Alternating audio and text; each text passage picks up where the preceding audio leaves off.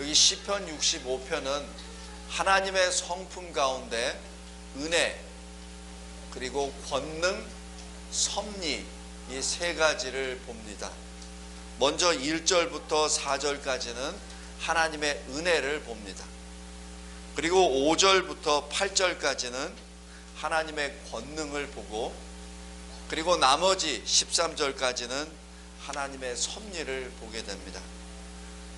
우리가 말씀을 통하여 꼭 새겨둬야 될 것은 성경을 어느 구절을 읽든지 거기서 하나님을 만나야 됩니다. 특별히 하나님이 어떤 성품인지를 거기서 깨달아 아는 것이 중요합니다. 만약에 말씀을 읽고 하나님을 만나지 못하고 하나님이 어떤 분이신지를 모를 때는 그것은 우리가 영적으로 진단해 봐야 될 때가 왔다는 것을 의미합니다. 항상 말씀을 통하여 하나님을 보시기 바랍니다. 그리고 그 하나님이 가르치시는 예수 그리스도를 만나야 합니다. 오늘 1절에서 4절이 바로 첫 번째 은혜의 하나님입니다. 여기 보십시오. 3절, 죄악이 나를 이겼습니다. 이 얘기는 뭐죠? 내가 죄를 범했습니다. 죄라고 하는 것은 무엇입니까? 하나님으로부터 떨어져 나가는 것이죠. 하나님의 영광에 가까이 이르지 못하는 겁니다. 바로 그것이 죄입니다. 그 죄의 결과 나타나는 것, 그것이 죄책이요 허물입니다. 그 결과 나온 것이 허물이죠.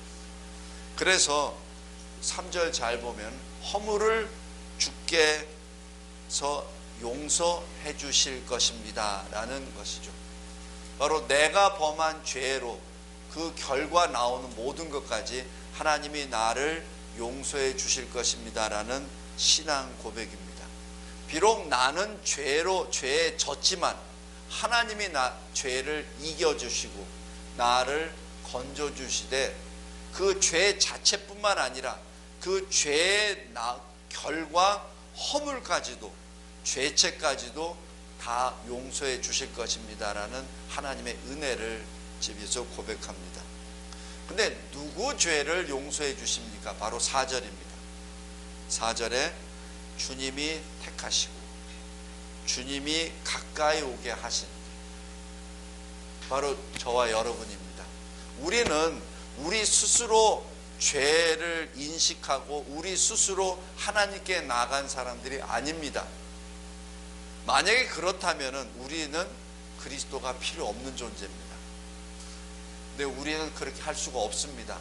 그것을 신학적으로 전적 타락, 전적 무능 이렇게 표현합니다. 우리는 그렇게 할 수가 없는 존재입니다. 그래서 4절 보십시오. 주께서 택하시고 주께서 가까이 오게 하시고 라는 뜻입니다. 우리 요한복음 6장 한번 보십시오. 요한복음 6장.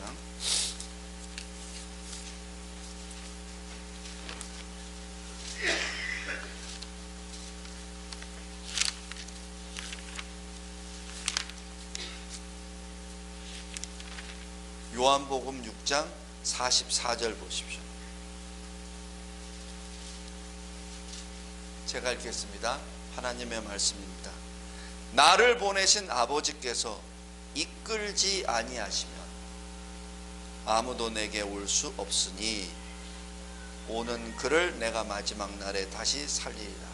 여기서 나를 보내신 아버지께서, 하나님 아버지께서 이끌다는 얘기는 헬라어로 엘코우라는 얘기입니다. 이끈다는 얘기는 그냥 인도한다는 얘기가 아니라 이 멱살을 잡고 그 사람이 꼼짝 못하는 상태에서 끌어당기는 것을 이끈다는 얘기입니다. 그게 원래 뜻입니다. 이 뜻은 어떤 뜻과 같냐면은, 왜 우물에 물을 기르려 이렇게 우물에 이렇게 물동이를 던지잖아요. 그 물을 이렇게 해서 올리죠. 끌어올리죠. 예. 만약 끌어올리지 않을 때는 어떡합니까? 물은 안 올라옵니다. 바로 그 끄는 것, 그것이 엘코. 그러니까 하나님 아버지께서 나를 그렇게 끌어서, 나는 전혀 무능합니다. 움직일 수도 없어요. 나를 끌어서 예수 그리스도께로 이끌지 아니하시면 올 자가 없다는 얘기입니다. 우리가 예수 그리스도를 믿는 것이 바로 그 역사입니다. 우리가 무엇을 해서 우리가 50% 하나님이 50%가 아닙니다. 전적으로 하나님의 100% 은혜입니다.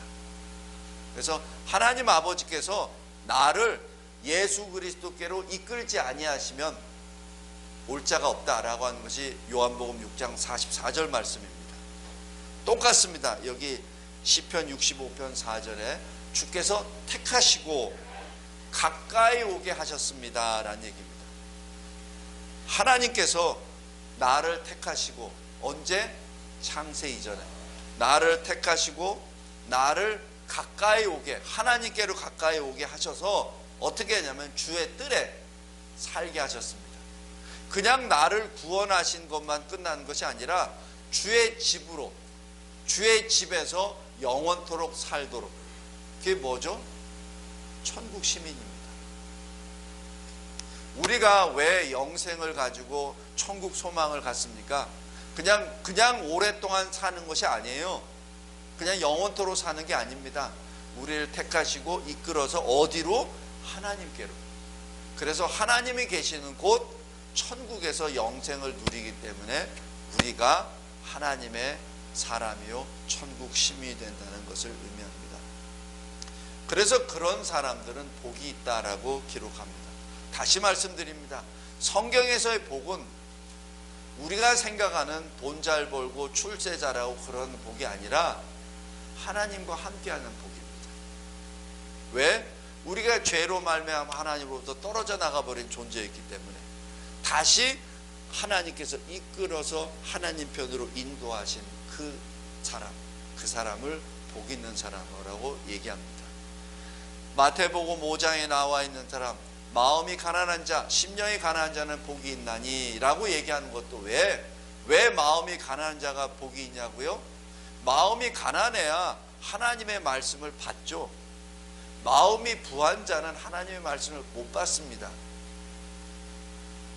그래서 마음이 가난한 자가 복이 있습니다. 왜? 마음이 가난해야 하나님께 갈 수 있습니다. 하나님이 택하셨을 때 아멘으로 오죠.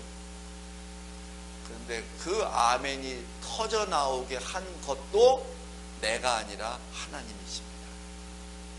우리가 자칫 잘못하면은 내가 믿었으니까 라고 얘기하는데 아닙니다.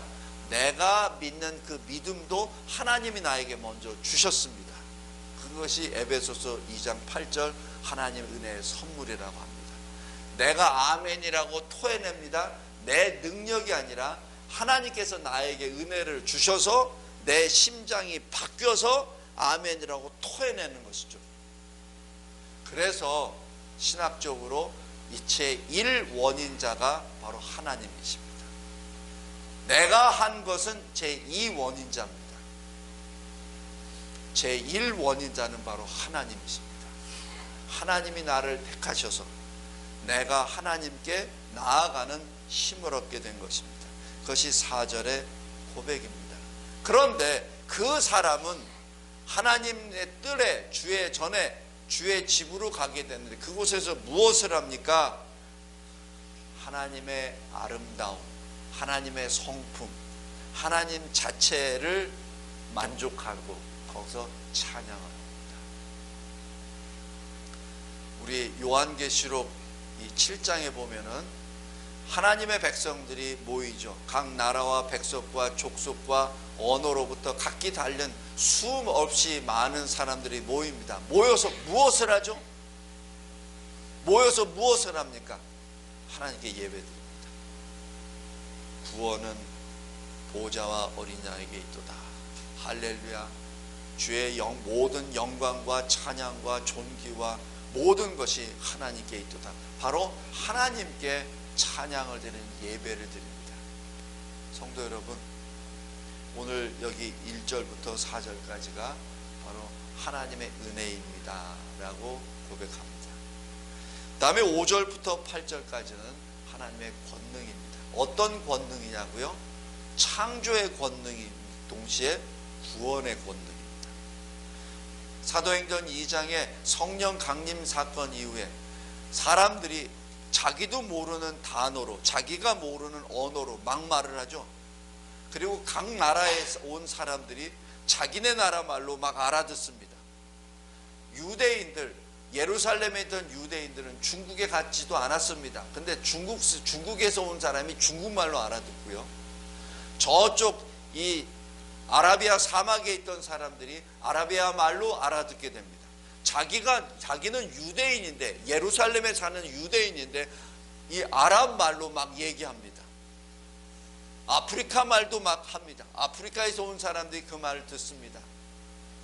그런데 여기서 중요한 것은 그 말이 중요한 것도 있지만은 더 중요한 것은 무슨 말을 하느냐는 얘기입니다. 바로 하나님이 행하신 큰 일. 하나님이 행하신 큰 일. 바로 큰 일이 무엇이죠? 바로 창조와 구원입니다. 우리가 이해할 수 있는 큰 일은 그것입니다. 그 이외에도 하나님은 무한하게 많이 하셨을 텐데 우리 구원받은 자가 받는 큰 일은 바로 창조와 구원입니다. 바로 그것을 노래합니다. 5절 보십시오. 우리의 구원의 하나님이시여. 내가 구원받는 것은 하나님의 역사입니다. 6절 보십시오. 주님이 힘으로 산을 세우셨습니다. 권능으로 띠를 띄우셨습니다. 7절 보십시오. 바다가 이리저리 뜁니다. 그리고 모든 소요 진정합니다. 8절 보십시오. 땅 끝에 사는 자까지도 주의 징조를 두려워합니다. 아침이 되고 저녁이 되는 것을 주께서 기뻐하십니다. 이 말씀이 무엇이죠? 바로 창조와 구원을 바로 하나님께서 행하셨음을 여기서 선포합니다. 성도 여러분, 하나님이 우리를 구원하신 그 능력은 생명을 살리는 능력입니다. 그냥 쉽게 한 것이 결코 아닙니다. 하나님이 우리를 구원하시게 한 것, 바로 능력입니다. 생명의 능력입니다. 고린도전서 15장 45절 말씀 잘 기억하십시오. 첫사람 아담은 생명, living being입니다. 생명, 살아있는 존재입니다. 그러나 마지막 아담, 예수는 생명을 주시는 영, life giving spirit입니다. 다릅니다. 결코 다릅니다. 보기에는 첫사람 아담과 예수 마지막 사람이 같아 보입니다. 똑같은 사람입니다. 그러나 한 사람은 지음을 받은 피조물이요, 한 사람은 그 사람에게 생명을 주는 하나님이십니다. 그 힘이 바로 본능입니다. 세 번째, 하나님의 섭리를 보십니다. 9절에서 13절입니다. 섭리란 무엇이죠? 영어로 하면 providence입니다. providence에는 두 가지 의미가 있습니다. pro에는 before입니다. 미리, 전이랍니다. vide는 video, 보다는 얘기입니다. 미리 본다는 얘기요. providence에 나오는 그 동사는 provide입니다. 뭐죠? 공급하는 것이죠. 바로 섭리는 하나님께서 미리 보시고 공급해 주시는 하나님의 능력입니다. 근데 그 능력이 9절에서 12절까지 쭉 기술이 됩니다. 보십시오. 9절. 땅을 돌보십니다. 물을 부어주셔서 윤택하게 만들어 주십니다. 그리고 10절 보십시오. 밭고랑까지 물을 넉넉하게 부어주십니다. 11절 보십시오. 한 해 한 해마다 하나님께서 은혜의 은택은 베니핏입니다. 하나님의 피조물로서의 베니핏을 누린다는 얘기죠. 12절 보십시오. 들의 초장에도 작은 산에도 기쁨이 충만합니다. 13절 보십시오. 초장이 양떼로 옷을 입습니다. 어떤 말이죠? 초장이, 푸르른 초장에 양떼가 가득하다는 얘기입니다. 하나님의 섭리는 부족한 것이 없습니다. 넉넉하십니다. 하나님은 만물을 말씀으로 창조하신 분이요 어느 것 하나 부족함이 없으신 분입니다. 부족한 것은 우리죠. 9절에서 13절까지 하나님의 섭리입니다. 하나님의 섭리, 엄청나게 풍요한 하나님의 섭리입니다. 성도 여러분, 시편 65편에 나와 있는 하나님의 은혜, 하나님의 권능, 하나님의 섭리, 이것이 바로 우리를 위하여 하나님이 베푸시는 역사입니다. 오늘 우리 어린이 예배 때 창세기 1장 26절, 27절, 28절 하나님의 형상을 따라 하나님이 사람을 지으신 그 말씀을 보고 같이 말씀을 나눴습니다. 근데 하나님께서 6일 동안 창조 역사 하신 후에 맨 마지막에 창조하신 대상이 바로 사람이죠. 모든 만물을 다 지으시고 마지막에 사람을 지으십니다. 만물은 하나님께서 말씀으로 빛을 내라 하시면 빛이 오고, 생물을 내라 하면 생물을 내고, 이렇게 하셨습니다. 그런데 유독 사람만은 직접 흙으로 지으시고 친히 그 코에 생기라고 얘기하는 것은 바로 성령입니다.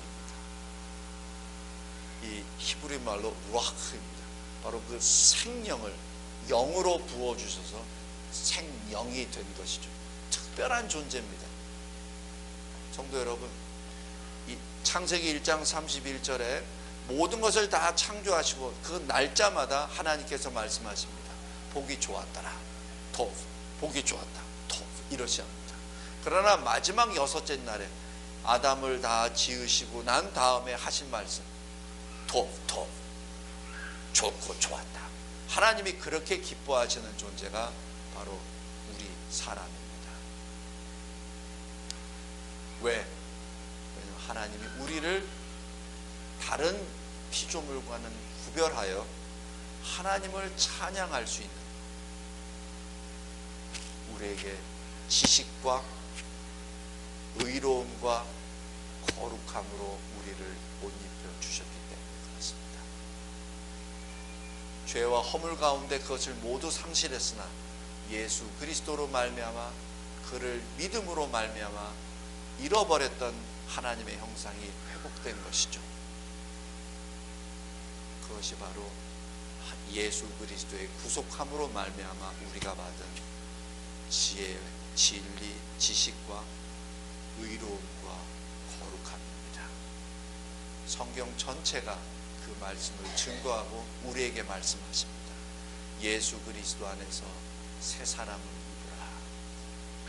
기도하겠습니다.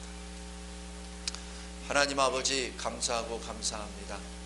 하나님께서 주신 이 생명의 말씀 시편 65편을 통하여 우리가 진정 복을 받은 자요, 하나님으로부터 사랑을 받은 자요, 하나님의 은혜로 말미암아 믿음을 받은 자요, 우리가 호흡이 남아있는 그 순간까지 하나님을 찬양하는 찬양의 사람으로, 성도들로 지음을 받았음을 찬양합니다. 하나님, 이 기쁨으로 이 세상을 살고 이 세상을 이기게 하옵소서. 이 나라를 불쌍히 여겨주시고 상식이 떨어져 버리고 인간 본성이 땅에 떨어져 버리고 사회의 질서가 무너지고 법이 깨어져 버리는 이 시대에 살고 있음을 우리가 보고 있나이다. 이러한 모든 것은 우리의 죄 때문임을 고백합니다. 특별히 예수 그리스도께서 피로 세우신 교회가 빛과 소금의 역할을 감당하지 못하기에 이 세상이 더럽고 추악하고 타락한 모습으로 치닫고 있음을 고백합니다. 아버지 하나님, 저희들의 죄를 용서하여 주시고 하나님의 은혜로, 하나님의 권능으로, 하나님의 섭리로 우리들이 다시 그리스도 안에서 회복되어 새 사람을 입고 하나님의 영광을 찬양함으로 인하여 이 대한민국이 다시 주의 기쁨의 나라가 되게 도와주시옵소서. 이 일을 위하여 대한민국 땅에 있는 교회들이 다시 말씀으로 일어나게 하여 주시고, 특별히 주님께서 세우신 진리와 제자 교회가 진리 대신 말씀으로 인하여 그리스도 안에서 자유함을 얻고 마음껏 주의 제자들을 양육하여 5대양 6대주로 주의 제자들을 보내어 하나님의 영광의 찬송이 온 세상에 주님 오실 때까지 전하게 하옵소서. 아버지 하나님 감사합니다. 어제 우리 복음학교를 통해서 많은 우리 어린 영혼들을 보내주심에 감사합니다. 18명이 왔습니다. 이 친구들에게 복음을 전하였습니다. 미련한 입술로 전하는 복음의 능력 있게 하여 주시고, 그 능력으로 인하여 그 어린 친구들이 예수 그리스도를 믿는 이 시대 거룩한 그리스도의 군사로 만들어 주시옵소서. 아버지 하나님, 벌써 6년 7년 동안 이곳에서 함께 어린이 예배를 드리던 우리 SF 친구 세 친구가 이제는 어른 예배로 합류하게 되었음을 찬양합니다. 이 친구들에게 어렸을 적부터 믿음을 받게 하여 주시고, 예배를 통하여 하나님의 사람임을 확인하며 천국의 소망으로 지금까지 달려오게 하여 주신 은혜 진심으로 감사합니다. 벌써 그 친구들이 중학교 1학년 3학년이 되어 이제는 우리 어른들과 같이 예배를 드리게 되었음을 찬양합니다. 하나님이 택하시고 하나님이 가까이 오게 하여 주시고 주의 뜰에서 주의 성전에서 예배를 드리게 하심에 감사합니다. 이 친구들이 선한 본이 되어서 지금 어린이들이 이 친구들의 믿음을 보고 본을 보고 따라오는 역사 허락해 주시옵소서. 이 세상 가운데 하나님만이 유일한 하나님이시며 구주이심을 고백하는 우리의 찬양과 신앙 고백이 우리 SF 친구들과 그리고 우리 어린아이들과 또 유아들에게 또 태중에 있는 아이들에게 전달되게 하옵소서. 아버지 하나님, 이 나라를 지키기 위하여 육군, 해군, 공군, 해병대 주님께서 군인들을 세워주시고 그들을 통하여 하나님을 증거하며 이 나라가 하나님의 나라임을 나타내며 지키게 하여 주신 은혜에 진심으로 감사합니다. 특별히 주의 아들 우리 경희가 저 남쪽에 가서 이 나라를 지키는 군인이 되었음을 찬양합니다. 그곳에서 주의 군사로 예수 그리스도 복음을 증거하며 과연 이 대한민국을 지키는 장부로서 새롭게 일어나게 하옵소서. 아버지 하나님, 우리 성도들의 삶을 늘 눈동자와 같이 지켜주시고 하나님이 살아계심과 하나님이 늘 우리와 함께 동행하시는 임마누엘이심을 우리 성도들의 삶 가운데 증거케 하여 주심에 감사합니다. 하나님, 우리 아이들에게 허락하신 그 믿음, 우리가 지니고 있는 믿음, 주 앞에 찬양을 드리게 하옵소서. 오늘 예배를 통하여 주님 홀로 영광 받아 주시옵소서. 예수 그리스도의 이름으로 기도드리옵나이다. 아멘.